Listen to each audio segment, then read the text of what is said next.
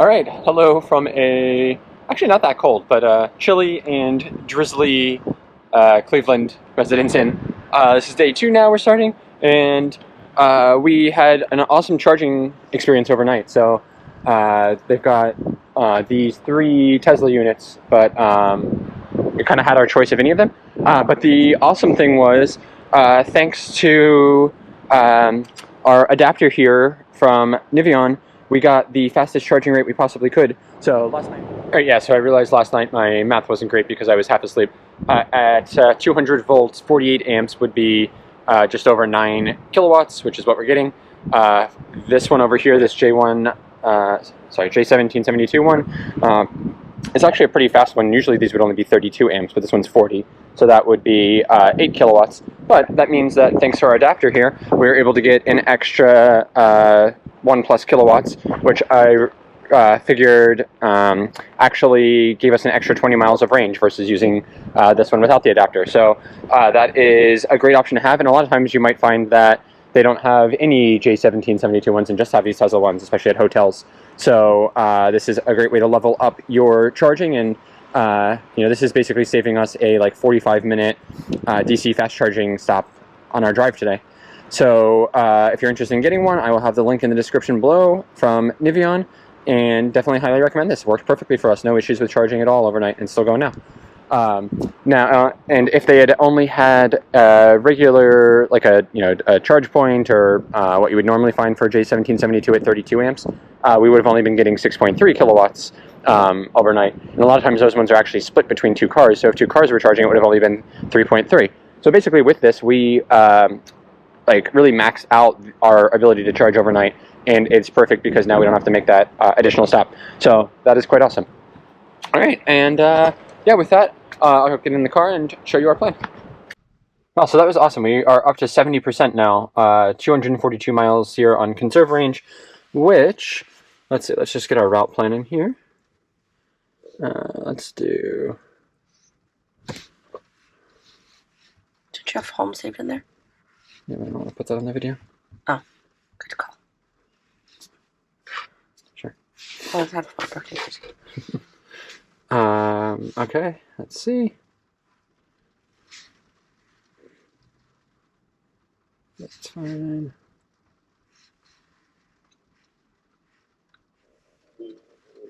Okay, oh, so yeah, so it's still doing this. It's telling us to stop and charge for to 100% here, which does not make any sense to me because we have way more than enough range to make it all the way here. So, what if you lower your desired arrival range? Maybe. Is that? I thought that was just at the last one, but maybe maybe that's for all of them. It still doesn't make sense because that one's 3. Yeah. I don't see why we would need that stuff. Yeah, it's still doing it. Maybe it's like E.T. Come Home. Huh? Because it's there's a Rivian one here. You might as well come. I don't know. Whatever. Well, we're gonna go check it out anyway. But we don't need to charge there. So we're gonna then be stopping at DuBois, Pennsylvania. At a slow Electrify America, right? And then another one in Bloomsburg. Oh, at a Sheetz, dear. This one's near a Sheetz too. Sweet. All right. So that's the plan. What are we gonna get home? Oh my God, 4 p.m. Okay. Well, that's with this that's one. Yeah. Okay. So maybe 3 p.m. All right. Well, we might as well get going. Yeah. Off we go. All right. Here we are at our second Rivian Adventure Network charging spot. Here, right at Strongsville, Ohio, right outside of Cleveland. So here we've got 6 Rivian Adventure Network Level 2 300 kilowatt fast chargers. 5 of them here in these pull-in spots, and then 1 over there where you could pull in with towing or trailer. These are really awesome. I am loving these so far. So it is 36 cents a kilowatt hour now. They used to be free until about a month ago, but that's really a pretty good rate. And it only works with Rivians. So the other site we were at had level 2 chargers. This one does not appear to have any. So this just works directly with plug and charge. You plug right in, and Pretty much like the same experience as Tesla. Just charges you through your app, authenticates with your car, knows who you are and how to charge you. Now we are at 70% state of charge, so we're going to get a pretty slow charge here. Yeah, this is the part that is weird to me. Like, you hear the contactor start clicking and everything, and then it takes another few seconds. Okay, there we go. All right, so we're going. We're going to slowly ramp up here. I just like the green lights everywhere here, like, so it makes it super obvious from far away that somebody's charging here and how many are available. And I just love, like, on the car itself, you can very easily see that you are successfully charging. It'd be cool, like, if this light bar actually gave you, like, a progress indicator, but that's okay. So, yeah, so that's how it works, and just works really great. Wow, I'm surprised. The charging on this is pretty awesome. Like, we're at 70% state of charge, and we're getting pretty high rates still. I mean, now it's kind of tapering off, but 180 for a second there, and we're still at like 150. That's about what we were getting down at like 15-20% as well. So it seems like, you know, this doesn't have the absolute highest peak. Like in our Model Y, we get 256 usually, like, at peak, but then it kind of tails back off pretty aggressively and keeps like heading down linearly as you get higher and higher state of charges. For this, it just seems like it kind of, you know, it maxes out at like 170, 180. But like you kind of hold it pretty flat, like 130 to 150 through most of the charging curve, so it's not too bad. All right, so a couple of observations now after a night and a little bit of the morning of driving. So first of all, our route plan, a little bit funky. So I think that maybe we realized it's because we have it set to prefer the Rivian chargers, that it was like trying to force us to basically go there. But what it was trying to do this morning was have us go to that Rivian Adventure Network charger outside of Cleveland and charge to 100% from like the 70% that we were at. And that would have taken us like 45 minutes because it charges, you know, pretty slow between like 80 and 100%. And then stretch to the Electrify America in DuBois,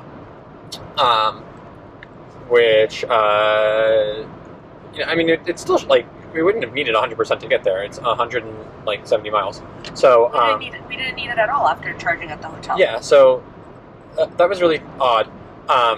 And now what we did was just like plug that that location in, that Electrify America one, and it's still saying like we can barely make it there, or we won't make it there, and that we need to stop at this charge point one and charge there for 16 minutes, which keeps going down. So I mean, we're using that one sort of as like a bailout option now. So as we get closer, we'll see like how much kind of buffer we have to get to that Electrify America one further. What's this one? There's another one here. Yeah, I think it's another. Yeah, another Electrify America. So like we could even use that one as a bailout. So I mean, we got plenty of options on here. So it's just kind of odd. Like it seems like it's being, it's like trying to kind of maximize for fewer stops, but not necessarily the total time. And I'm okay with like stopping a little bit more and just having like faster chargers. So especially since you're getting a faster charge, you know, below 80%, like it doesn't make sense for us to ever charge past 80%. So anyway, so just kind of, you know, one thing like we're able to optimize a little bit more just like by being more familiar with EV charging and like strategy there and everything versus the planner here. So hopefully that pays off and we're not stranded somewhere. But, you know, I mean, like this route would have been fine for someone, I think, not as familiar with it. Like, it's a little bit more conservative and going to induce a little less anxiety maybe, but just kind of wasteful to be charging up that much, especially. But I would say if this was our first EV and we'd never done that, we would have 100% done what this said to do. Oh, yeah, that's what I'm saying, yeah. But, I mean, like, you just would have wasted, like, 30 minutes, basically. So this 15 minutes that we're going to be charging here is much less than the 45 plus it was saying to stop and charge at the Rivian Adventure one. Plus, I don't even think we're going to end up doing that charging. So anyway, and like we're also trying to kind of get to the EA one because since I did the EA membership plus thing for the month, trying to like get as much savings off of that. Although I calculated this morning that with we like already recuperated that last night just on the single charge that we did. So we paid $7 this month for the membership. You save 13 cents per kilowatt hour, and we put 80 in, so we already saved like $10 basically. But if we stop at these other two also, we'll be way in the black. Is that a recurring membership or do you pick? It's recurring, but you can just cancel it. But so you'll just cancel it until our next... Until our next road trip where we need EA, yeah. Yeah. Because we don't need this at home, like on a day-to-day basis at all. No, not at all, yeah. But yeah, so... Anyway, so that's on the charging. Other stuff that has been quite good. So I've been using this highway assist quite a bit for not hands-free, but like just for assisted driving, which is really solid. And the one second, sorry, I can't think while I'm merging here. Yeah, so the obviously, this is not just a vision-based one. It's using radar and like ultrasonic sensors.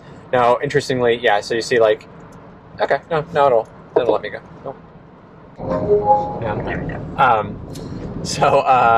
Yeah. So it has to be on pre-mapped roads, and it seems to just be highways. But the advantage is, like, it also kind of knows about stuff on the road. So, for example, well, right here it clearly doesn't, because it's like freaking out about the lane next to us. But like last night, it was telling us, oh, there's a toll booth coming up. Pay attention and take control. Which might not know that there's construction going on. Yeah. So like this compared to Tesla's, like Tesla's is nice because you can just use it anywhere, like even local roads. But this one has like those advantages, and this has been like really solid. Like it got a little bit confused with like some poorly marked lanes, like exit ramps and on ramps and stuff. But not like horrible, and it wasn't like veering all over the road or anything like that. And like it's been very good about just staying in a lane. It also, I guess it must know that my hand is on the wheel. I think it must be a capacitive steering wheel, because it's not requiring me to like put any sort of like torque or counter pressure into the wheel like the Tesla one does. And so it's not like constantly bothering me to put my hand back on the wheel, which is just really nice. And you don't really realize until you have a different one that like the Tesla one, even though it's a little bit like less exhausting driving with that, just because it's like constantly pinging you, and especially on the highway when you're driving straight, like it's always yelling at you to like put some steering to the wheel. You have to like constantly be monitoring it, and it can be a little bit fatiguing. This is really great. I also like that because it's not vision based and it has the sensors, you can set a little bit closer following distance. So in our Model Y, the closest following distance to the vehicle in front is like still pretty far, especially kind of in on roads like around New York and New Jersey. Whereas this lets you get like where I would kind of naturally go, and you can adjust that quite easily here too. And yeah, it just seems to be working very well. I saw that there is a software update that I think what it means is it'll allow you to do lane changes while staying on highway assist, but we didn't install that yet because it said it was going to take like an hour and a half to do, and we didn't have time to do that yet. So we'll do that one once we get back home and then check it out. But yeah, that's awesome. And then as kind of on the topic of sensors, the auto rain sensing windshield wipers, oh my god, they're like actually work. It's a miracle. You can actually make auto sensing windshield wipers that work in an EV. Our Tesla ones are horrible and unusable. So I usually do manual, but the problem is when you go on autopilot in the Tesla, it enables the auto high beams and the auto rain wipers, both of which are not very reliable, and you can't like disable it or anything. And I hate it. This is much better. Like here, they're not even coupled, so I don't have to have it on automatic to be on highway assist. But I don't actually mind having it on automatic because it works quite well. And then we also have the rear windshield wiper, which is more just I think it's just manual. Actually, it must be automatic because it's going at a different rate than the front one. So yeah, I mean, obviously we're still in the honeymoon period with this, but I'm just loving this. Like, I get that this car costs just about twice as much as our Teslas have, but it's a marked difference. Like, I honestly think if Tesla kept their prices higher by the whatever $100, $200 it would cost to like not just be vision only and actually have the sensors in it, it makes just like such a dramatic better experience when you're driving that it is absolutely worth it. And like I would pay that premium, or like even make it as an option. I would gladly pay that. And then of course, like the other stuff that you're paying for in here is just like the luxury and the great feeling. These seats are so comfortable. We've been in this car now for what, 10 hours total? Yeah, more. And I'm like not feeling. I didn't feel fatigued broke at all. Okay, so you might have to edit it out if I sound super weird about it. So sometimes, like when we used to drive the Buick, or I don't even know if it's in the Teslas, when we're in a car and for a long road trip, when we get out, like my body kind of feels like we're still moving. I don't know, like kind of like my legs kind of feel like the... Yeah. Do you know what I mean? Yeah. I didn't feel this at all yesterday when we got out of the car. Yeah. I don't know if we weren't in it for long enough continuously, and because like we got out and like walked around the mall and stuff, if that made a difference. Yeah. But I also don't know if that's like the impact to the road, because you don't feel the vibration of the road at all in this car. I mean, I do a little bit, but not as intensely as you do. Yeah, it's the least of any car we've ever had, for sure. So I'm wondering if that's like impacting. It could be like honestly, I don't know if it's an EV thing. Also, like an EV thing, like in terms of not only the drive, but also having like the driver assistance stuff and stopping and like getting out for a little bit longer than you would in a gas car, just filling up with gas. But like even in the Tesla, when we do long road trips, I don't feel it as much, and I usually don't have that. So maybe it's the gas thing. Yeah. But I know what you mean. Like, but I don't want to infer too much because it's only one time, and we were so tired last night. Like, it didn't matter what was going on. I mean, I was just like, I remember getting into bed thinking, oh no, I'm not going to fall asleep, and then, boom, next thing I knew, I started panicking. I started like doing the belly breaths to to stop my brain, and then I was like, oh my god, the alarm's going off. Yeah. Yeah. Okay. So those were the things that I kind of thought about like last night, but I didn't want to film in the pitch dark. I think those are my other impressions right now, but off we go. Looks like our next stop is going to be either in Emlenton, Pennsylvania at this charge point, or in DuBois. I kind of just want to go there just because I like saying DuBois, at the EA station there. Alright. Oh, by the way, the Amazon Music is absolutely crushing it with the playlists here. We keep switching and we keep getting nice bops, so sorry Apple Music, I think you're donezo. So here's an example. Junction ahead, take control. And it starts warning you. It beeps at you, gives you a little red one, tells you to leave. I just want to see what it does. Gives you the message. Yeah, but like it's still steering for me. Okay. Did you do it? Yeah, I did that. Oh, sorry. Remember how I said not to? Yeah, I panicked. Yeah. But anyway, but that is a much nicer experience and more like graceful and not dangerous than what we're used to in the Tesla one, which just stops.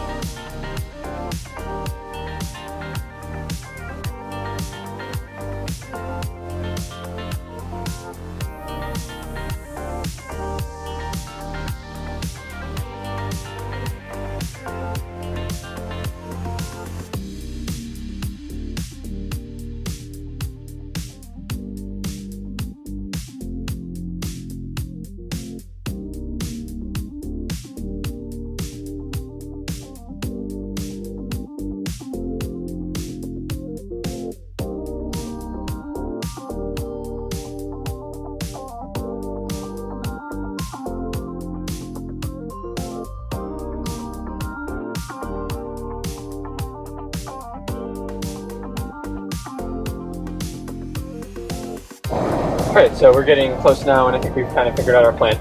So, I don't know, it's still kind of weird. This started off with a much bigger delta, but we still have 120 miles according to this, and only 32 miles to go, but it thinks we're going to arrive with 67. So, math's not adding up there, but whatever. It's at least getting closer. Like, when we first left, there was like a 100-mile plus delta in that math there. But whatever, so we're skipping that charge point one. I looked, and it's 48 cents a kilowatt hour, which is a lot more. than what we'll get at Electrify America. And the Electrify Americas, even though the Rivian map says that they're 150 kilowatts, EA says that they're 350. So, I guess I found a spot where it didn't realize that my hand was on the wheel. Interesting. So anyway, so we're skipping that one. And basically, the problem is there is a huge kind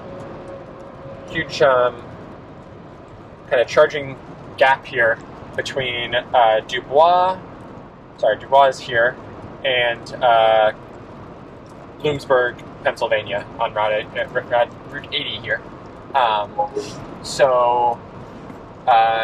EA or Rivian, this would be a great place to put another one in between, because what it is telling us to do is it doesn't want us to stop at this DuBois one now for some reason, which means that it wants us to just stay here for over an hour to charge and get to like basically 100%, so we can make this big stretch here out to Bloomsburg.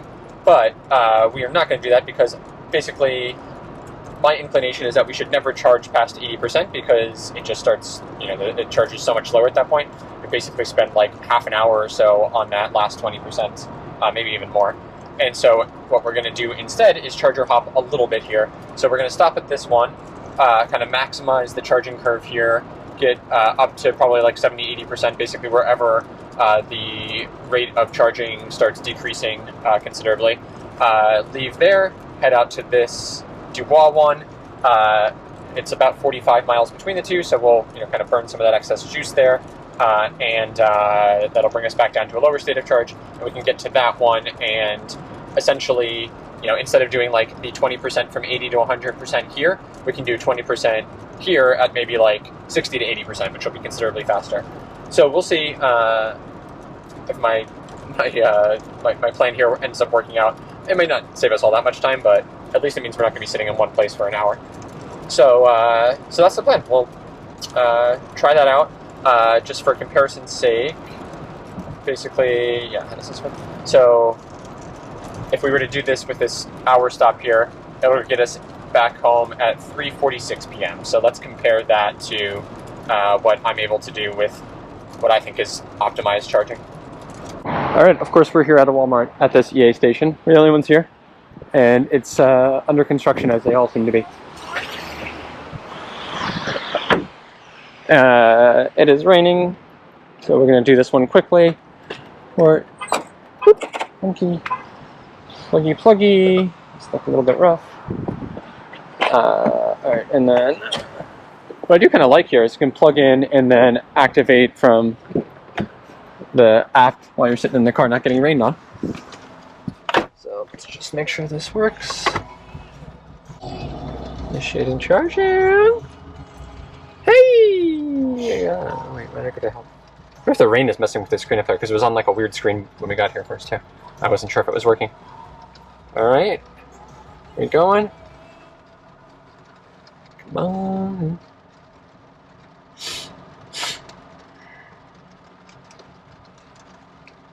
You do get spoiled with Tesla just how much faster it is to start charging. Okay, and we're going. Charging. Okay. 161. You good? Alright.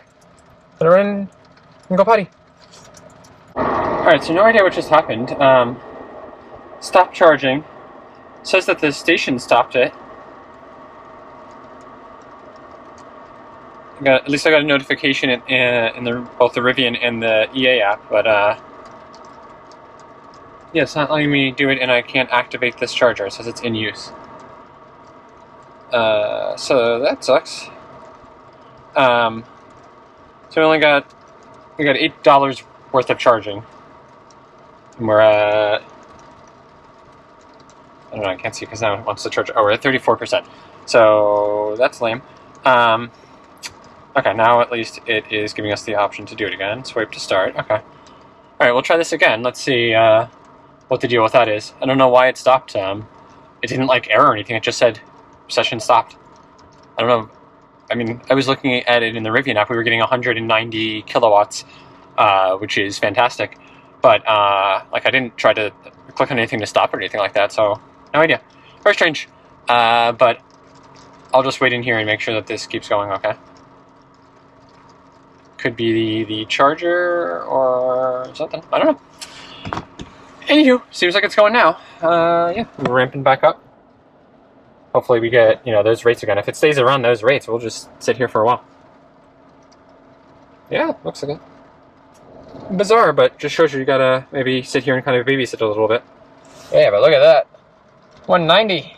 Oh. And stopped. What the heck? Stop by station. Alright, well, we're going to move over and try the other one there. This one seems to be having some issues. So we just moved over one and trying this one now. That's weird, like it's not erroring out or anything, it just says session stopped.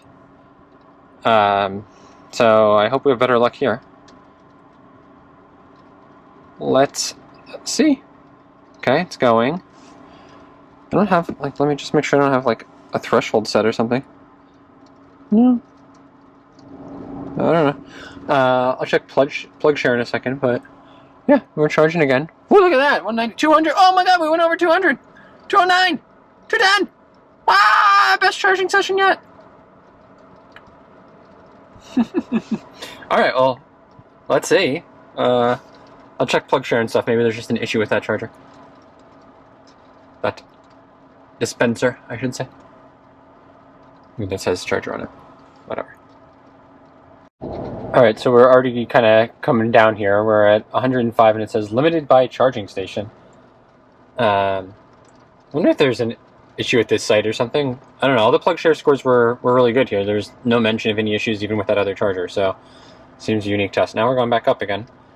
So I put this on, but I guess you can't see the battery temperature while you're charging? I don't know. Seems odd. But okay, now we're shooting way back up again. Now we're not limited. Okay. Man, I don't know. We gotta figure out 215 now. Wow, new record.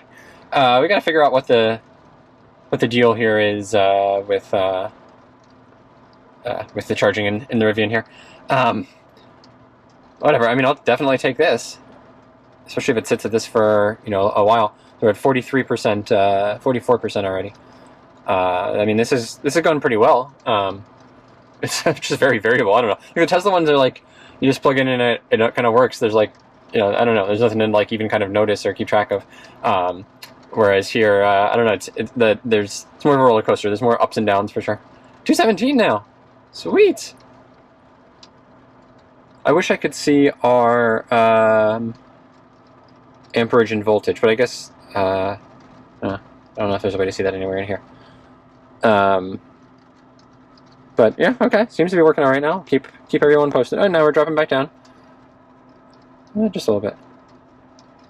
I don't know. This is new. All right, so I just want to show this. So here's our consumption.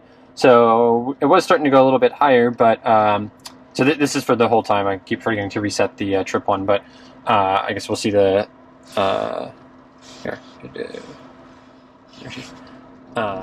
There, okay, yeah, so there's some sets. Anywho, yeah, I mean, I purposely sped up at the end of the drive there, just because, we were going to arrive at a higher and higher state of charge, and I figured it was better for us to kind of burn some of that down, just to, maximize the charging curve again.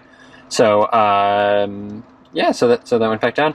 I'm going to have to get, the, what do you call it, not TeslaFi, but Rivian-Fi, I guess? Rivfi? I forget what they call it. To get all of the finer details out of here. Maybe I'll get that set up now while I'm sitting here. But yeah, I mean, so far definitely much lower efficiency than in the Tesla, but that was expected with a much larger car and a less aerodynamic one. But not unhappy at all. We're kind of with the bigger battery pack and everything here. It doesn't really feel like we're stopping all that much longer. And really stopping just about as regularly, and it's kind of at the perfect timing, every 2 to 3 hours, which is when we would want to stop for bathroom breaks and everything anyway. So so far, really happy with the efficiency and charging and everything. Obviously, be quite different, if we were going up and down more in elevation, but we're not. And yeah, we're not towing or anything like that. So. Not having a detrimental effect on us at all. Quite good. So 70% seems to be the magic number. We just hit it, and we dropped from, we had like started kind of tailing down. We were at like 120, maybe 115, and then it just kind of plunged down into 80 pretty quickly. So it seems like the charging profile basically starts limiting you around 70%. So that'll probably be what we generally kind of aim to unplug at and move on to the next charger at. So that's going to be the plan now, and we are going to head out in a moment. And now it's kind of figured out what we're trying to do. It's going to take us here to this, which one's this one? Oh, DuBois one. We won't need to stop for 25 minutes. It'll be even faster. But that'll just give us a top up. We'll probably go to like 70%, to be honest, if that'll be enough to stretch us all the way here. And then we'll do that out to this Bloomsburg one at the Sheetz. And back home from there. So let's see if this has saved us any time yet. Oops, what did that say? 350, okay. No, so far we've lost time, but it hasn't figured out what we're doing. Also, I'm just waiting for Jen to come back because she was shopping in Walmart. All right, we are set 77%, but we're still going at, that's it, 84 kilowatts. That's not horrible. We're stopping and, okay, oops. Okay, all right, so we can't get any stats, cool. We'll get them from the car, and I just got, Electrify is the name for the Rivian version of TeslaTyler setup, so we should be able to see that. Oh, there we go. All right, 24 minutes, 53.3 kilowatt hours, and that cost us $20.52. We saved $6.84, so almost recuperated just the cost of the membership on that charge alone. Actually, between this and when we were plugged over there, we probably did. And we just used our trunk as well. So super. All right, off for a quick little top up now in DuBois. So we just stopped here at this Sheetz here off the highway to get coffee. But interestingly, it just shows like the difference in charging locations. So there's a Tesla supercharger right here. We're right off the highway. We have to drive another 3 miles to Walmart to get to the EA station here. So just, I don't know, like something about the planning and just like I don't really understand why EA could only get the Walmart locations and why Tesla can get like all of these much better, variable ones like in better locations everywhere. But hopefully it won't be like too much longer before we can just get the adapter and use those anyway. Coffee time.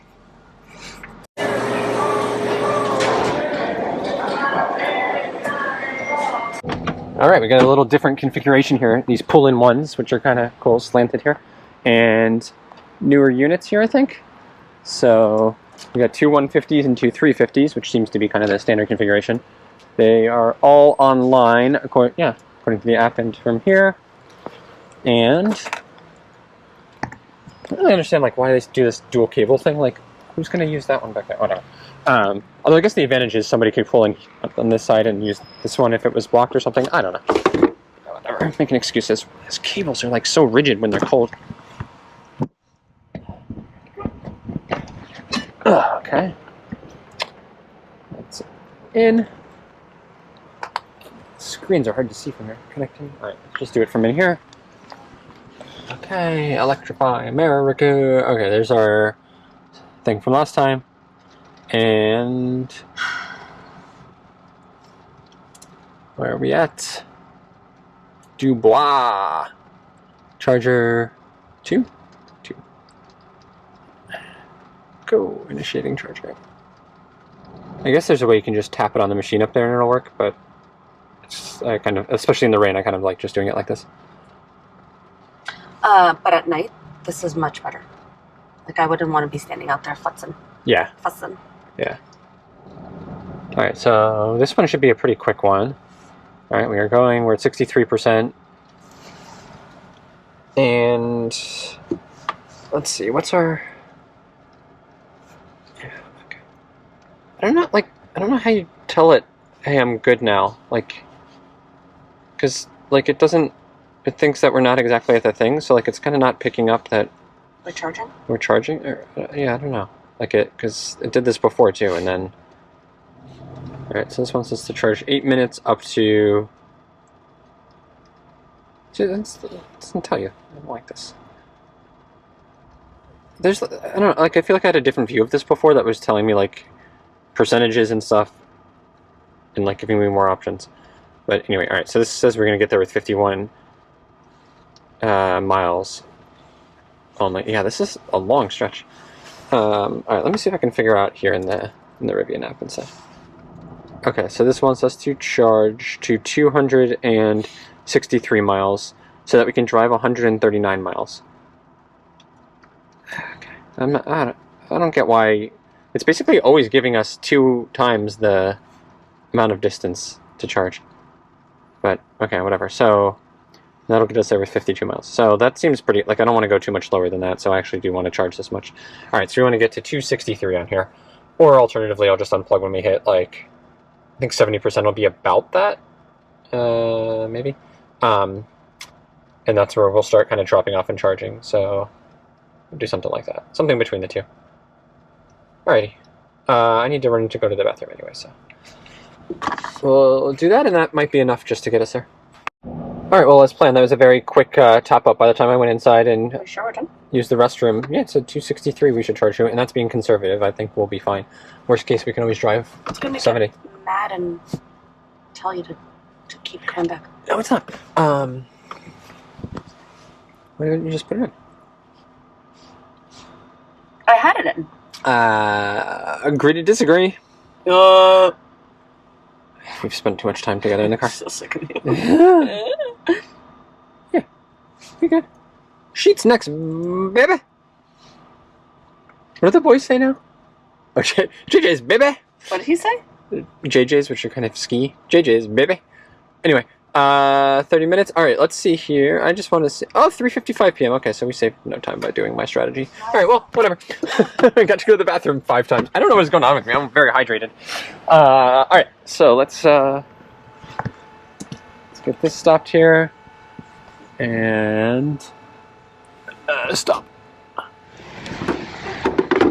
Dunsies. Finish you up.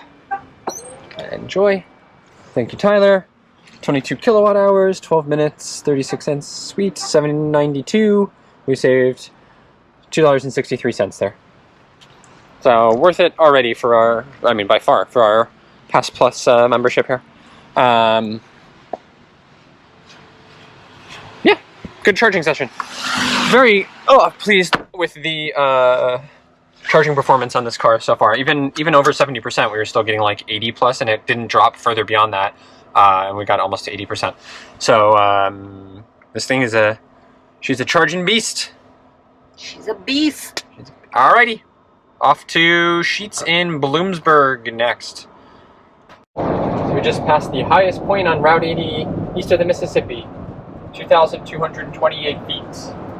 We're driving through, I guess, sort of a little bit of a mountain pass.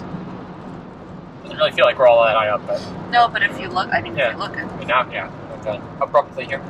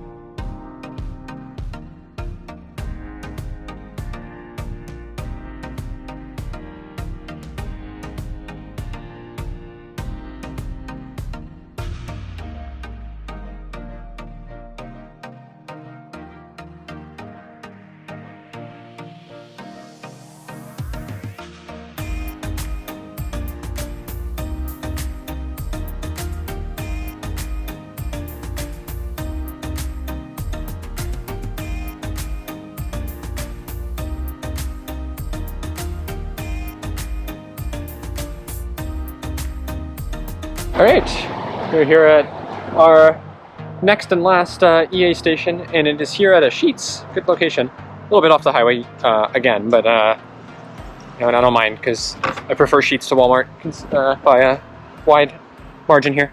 Oops. Copy. All right. In. Nobody else charging yet again, but everything seems to be online here too. We've got two 150s and two 350s. And there's a sweet Ioniq 6 over here, but not charging. All right, so let me get this going. This is our last stop. It says we should charge to 246 miles, 72%, and that'll get us back home.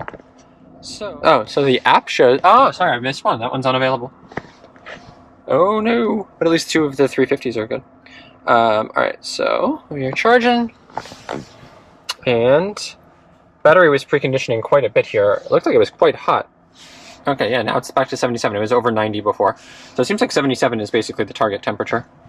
So we should be good now. We're a little bit high state of charge. We overcharged at the last stop for sure. And had good efficiency on the way here. So we're at 2.08 for the trip now. And there we go, ramping up. So I doubt we're going to get like those... what did we have before that was so good? Like 213s, 215s. But even if we're like, you know, in the... why are we limited? Alright, well, let's see. I'll keep an eye on it. If I'm going to go run to the bathroom. If it's still limited when I come back, then I might switch to the other one here. Alright, so we just switched stations because the other one was limited to 140. Oh yeah, this one's already going above that, so I guess it was actually the charger. So I have a question. Goes to show. One second. Goes to show.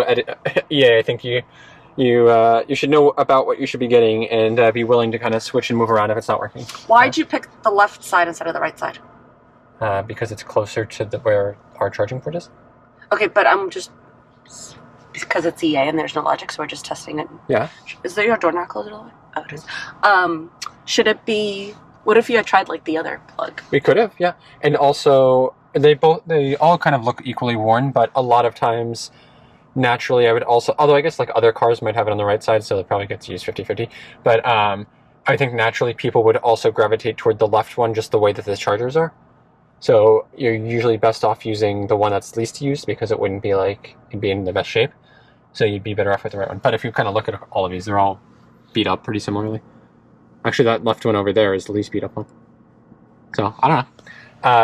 But yeah. But, why does that say unavailable? Because it's offline. It's not working. It's broken. Busted.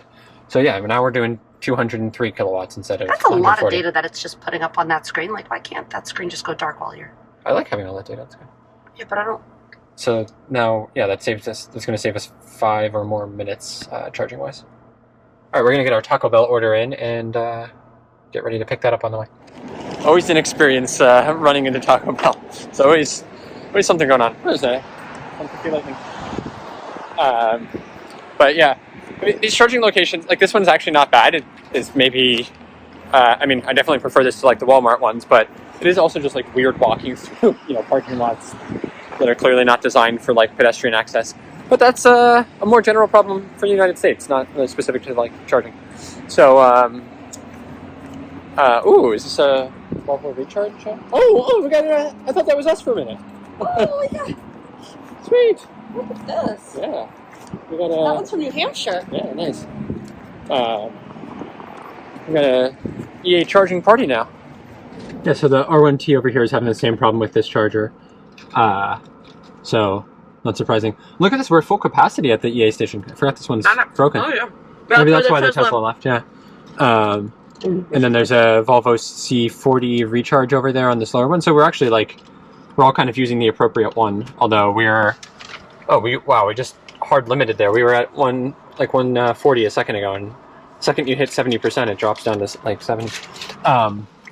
So we won't be here much longer anyway, but we need to eat our nacho fries. Plus I want to stalk the R1T people here and say hi.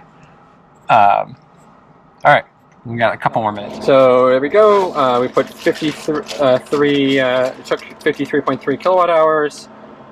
I don't know how much it was. It was on there. I'll look at the email later.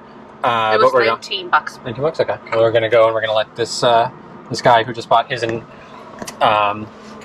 New Hampshire and is driving it back to Indiana. We should have given tips on the where to stop. Sure. He didn't look friendly. He wasn't that friendly. Yeah, we're gonna head out of here, and we were also sort of helping the Volvo people. It's a rental car. Get charging. All right, here we go. There's a lot of traffic here.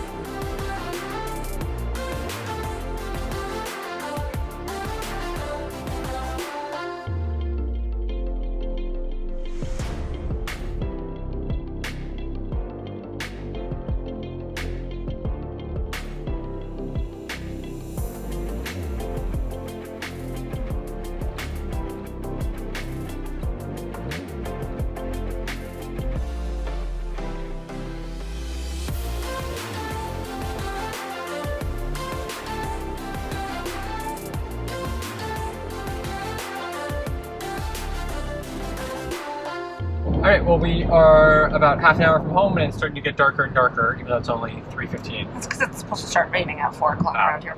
Makes sense. It doesn't feel like we've been on the road like the whole day, but... It's because you had such wonderful company. Well, that's true. But anyway, I wanted to wrap up our drive here. So, I mean, honestly, like, I'm having a hard time saying anything negative about this car. Very, very happy with everything in it so far. Full disclosure, we're in the honeymoon period. Well, yeah, of course, but it's fantastic. Like, yeah, just all of the little improvements I already talked about just are making this trip so wonderful. What are your other thoughts on it now that we've spent 2 whole days? I'm very comfortable. The legroom is like almost like a business class seat. Oh yeah, yeah. I think that is a big part of it too. Like I have so much space, and also with this empty space and like that you can just legs, move that out and like stuff can just go there. Like I can actually I can man spread and like stretch out my legs and stuff more. I also don't feel like you and I are on top of each other. Yeah, we're like there's a big distance here, and I have lots of elbow room and everything. Yeah, I'm like not at all uncomfortable. My back's not sore, my butt's not sore. I pinched like a nerve in my funny bone before and felt like I electrocuted myself, but I don't think that was the car's fault. I think that's just me being weird. But yeah, I mean, this has been great. Also, our drive itself has been pretty nice. Now we're back in Jersey and everyone's driving like a animal. Even though the speed limit is lower than it was like the entire rest of the drive, people are driving 30 miles an hour faster and passing on the right constantly.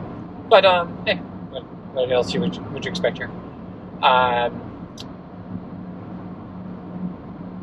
guess sadly we haven't seen any other Rivians except for that one that we parked next to at the charger. But maybe we'll see some more at home.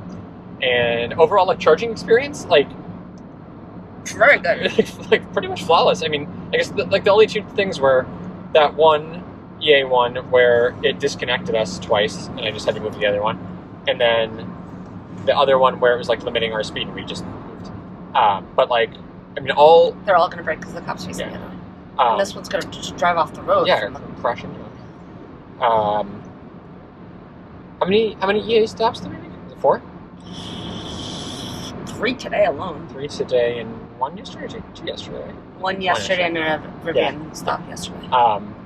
So out of all 4, when we arrived, we were the only car at all of them. And all of them except this last one, we were the only car at all on, right? Yeah. Oh no, sorry, there was that Mach-E at the one last night. But it was gone before we even came out, so who knows what he was actually doing. Yeah. I wonder if it wasn't working for him. Maybe.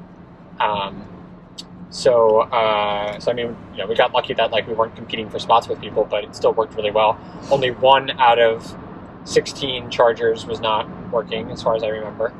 That's pretty good. None of them were speed limited, at least that it said on the thing. So, and then the Rivian ones were all flawless. So, I mean, honestly, considering this is our first major road trip where we're dependent on CCS networks, I mean, having the Rivian ones twice definitely helped. But even the EA stuff was good. I have no complaints. So.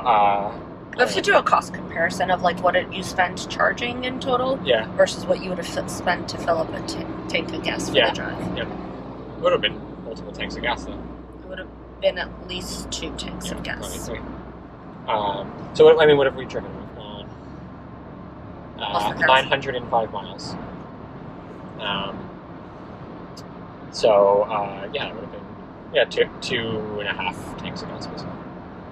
But I mean, still, it's probably a little bit cheaper than gas, but it's not dramatically so, especially because gas is cheap right now. The electricity rate, we're actually paying less for electricity overall here than with Tesla. Tesla, you end up paying, usually because we're traveling in the middle of the day, it's 45 cents a kilowatt hour. And everything that we've had from the Rivian one and the EA because of the membership has been 36 cents. So we're actually paying less, but this car is a lot thirstier, so we're paying more overall. I mean, the range on this has been great too. And we're gonna come home with 113. Oh yeah. I didn't even mention that. Yeah, we're getting we went to what it said to charge to, and now we're gonna get home with 113 miles of remaining range. So we definitely overcharged that last one again. But so we didn't need that middle stop. Yeah. Oh. Yeah. I mean, now we're kind of learning now. Car's learning. We're learning. This car in front of us is making me crazy. Yes, I mean, overall, really great road trip experience. Super happy with this, and I'm not at all worried or concerned or hesitant to take road trips in this versus the Tesla one. I know the Tesla one is just generally easier. You don't have to really think about it and plan for it. This is going to involve a little bit more strategy and advanced planning, but I like doing that stuff anyway. So it's fun for me, and I make a game out of it. So I don't mind doing that, and it is what it is for now. It's slowly kind of getting better, just with with the Rivian network expanding, and hopefully with Electrify America doing a better job. But the second that we get the Tesla adapter and everything, I mean, the world's our oyster. But I think especially a trip like this, we were kind of going between 2 pretty random places, and if we we're able to do that pretty well, I am not that worried about being able to go to other destinations. I'm gonna get home, have a Friday night. I need to catch up on all the stuff that probably went on this week, and there's 1,000 emails too, personal emails. A lot of them are the EA and Rivian charging stat ones, and then I have a ton of stuff from Rivian, new commercial stuff. But I've got a bunch of other stuff to get here. So anyway, lots of stuff to do tonight, but I'm glad we've got the weekend. And then this whole weekend, we're just going to be... Do not flash me. We're going to be at the hockey rink now. Yeah. Okay, so yeah, I think that's it. I'm going to run out of steam here. With that, thanks for watching. Let me know in the comments below what you think of our trip and what you want to see now. Our super exciting trip. Yeah. I mean, it's sad when Ohio starts getting exciting because there's elevation changes in trees. Pennsylvania was thrilling because there were mountains and stuff. And the highest point east of the Mississippi. Yeah. I mean, this bad boy has made it to 2,200 feet of elevation already. Yeah. Or this back girl, I should say. Yeah. So, thanks for watching. Let us know also what you want to see from the Rivian now that we've got it. And we're not taking my girl off-roading. Yet. We didn't do the under shield. Alright, well with that, thanks for watching, and we'll see you out there on the road.